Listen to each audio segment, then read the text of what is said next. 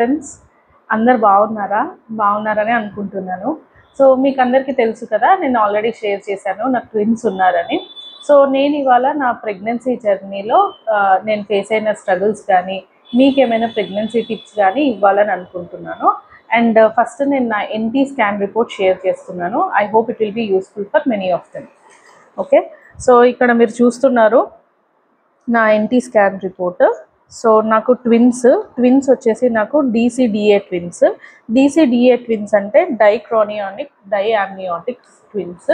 So డీసీడీఏ అంటే జనరల్గా 2 socks 2 amniotic fluids ఉంటాయి అండ్ 2 ఫుడ్ సప్లై అనేది జరుగుతుంది. సో సేఫెస్ట్ ప్రెగ్నెన్సీ అనేది ఇన్ ట్విన్స్ వచ్చేసి డీసీడీఏ అంటే సేఫెస్ట్ ప్రెగ్నెన్సీ. ట్విన్స్లో కనుక మనం చూసుకున్నట్లయితే డీసీడీఏ సేఫెస్ట్ అని. సరే, నాకు ఫస్ట్ టైం స్కాన్కి వెళ్ళినప్పుడు చెప్పలేదు, ఇందాక చెప్పాను కదా. సో సెకండ్ టైం స్కాన్కి వెళ్ళినప్పుడే నాకు తెలిసింది ట్విన్స్ అని. చాలా జాగ్రత్తగా ఉండాలని చెప్పారు అండ్ ప్రొజెస్ట్రాన్ ఇంజెక్షన్స్ కూడా తీసుకోవాల్సి ఉంటుంది అని ఎక్స్ప్లెయిన్ చేశారు. సో అన్ని విధాలుగా ఏమేమి జాగ్రత్తలు తీసుకోవాలి, ఒక నార్మల్ ప్రెగ్నెన్సీ ఉమెన్ కంటే ట్విన్ ప్రెగ్నెన్సీ ఉమెన్ ఎక్స్ట్రా కేర్ఫుల్గా ఉండాలి. ఆల్మోస్ట్ 2 to 3 times ఎక్స్ట్రా కేర్ఫుల్గా ఉండాలి. So please come, I will share my NT scan report.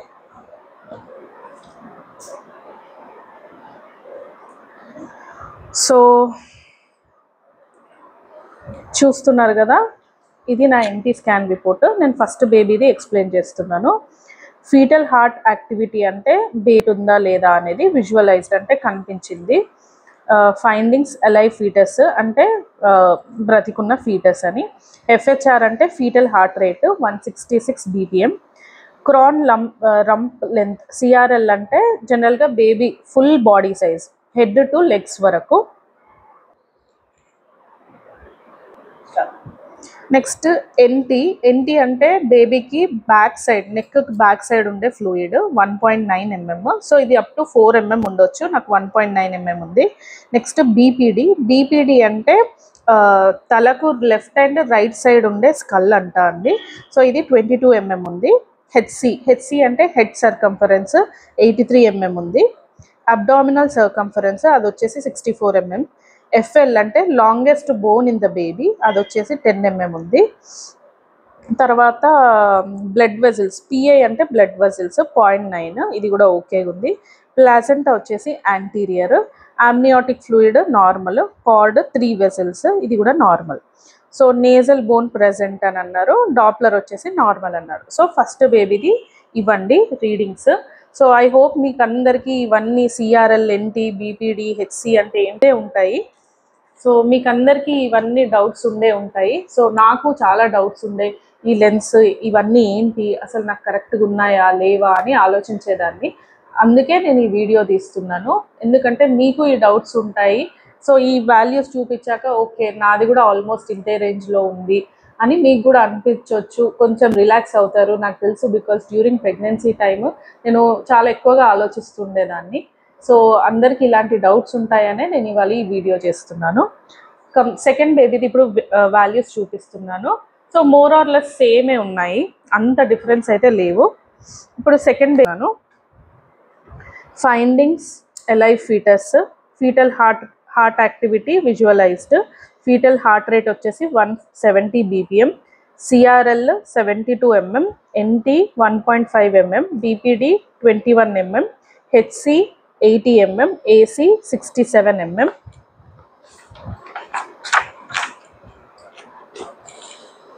FL femur length 9.2 mm.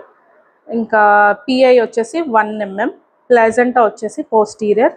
Amniotic fluid is normal. Cord వచ్చేసి 3 vessels and it is also normal. So second baby more or less readings అనేవి ఒకేలాగా ఉన్నాయి. And placenta anterior అయితే అబ్బాయి అని, posterior అయితే అమ్మాయి అని ఇలాంటివి చెప్తూ ఉంటారు. బట్ ఇవేం నమ్మకండి, జస్ట్ సైంటిఫిక్గా అయితే అదంతా ఏం ఉండదు. సో ఇలా అయితే అలా, అలా అయితే ఇలా అనే అజంప్షన్స్ మీరు ప్లీజ్ మానేసేయండి. అండ్ ఇప్పుడు నేను చెప్పదలుచుకున్న ఇంపార్టెంట్ పాయింట్ ఏంటంటే endo cervical length, cervix length అంటే బేబీ ఏమంటారు, అమ్నియాటిక్ శాక్కి మన యూటిరస్కి ఎంత స్పేస్ ఉంటుందో దాన్ని సర్విక్స్ లెంత్ అని అంటారు. సో నాకు ఫస్ట్ టైం 13 వీక్స్ అప్పుడు ఆల్మోస్ట్ 32 mm ఉంది. సో ఇది బార్డర్లో ఉందని చెప్పారు డాక్టర్. సో మళ్ళీ నెక్స్ట్ స్కాన్కి వచ్చిన so endo cervix length 32 mm ఉంది. సో ఇది బార్డర్ రేంజ్లోనే ఉంది. ఇన్ కేస్ నెక్స్ట్ స్కాన్లో ఇంకా తక్కువ రేంజ్ వస్తే నాకు సర్క్లాజ్ అనే సర్జరీ అవసరం పడుతుందన్నారు. సో నెక్స్ట్ స్కాన్ వెళ్ళినప్పుడు నాకు ఆల్మోస్ట్ 25 mm ఉండే సర్క్లాజ్ ఆపరేషన్ అని పర్ఫామ్ చేశారు.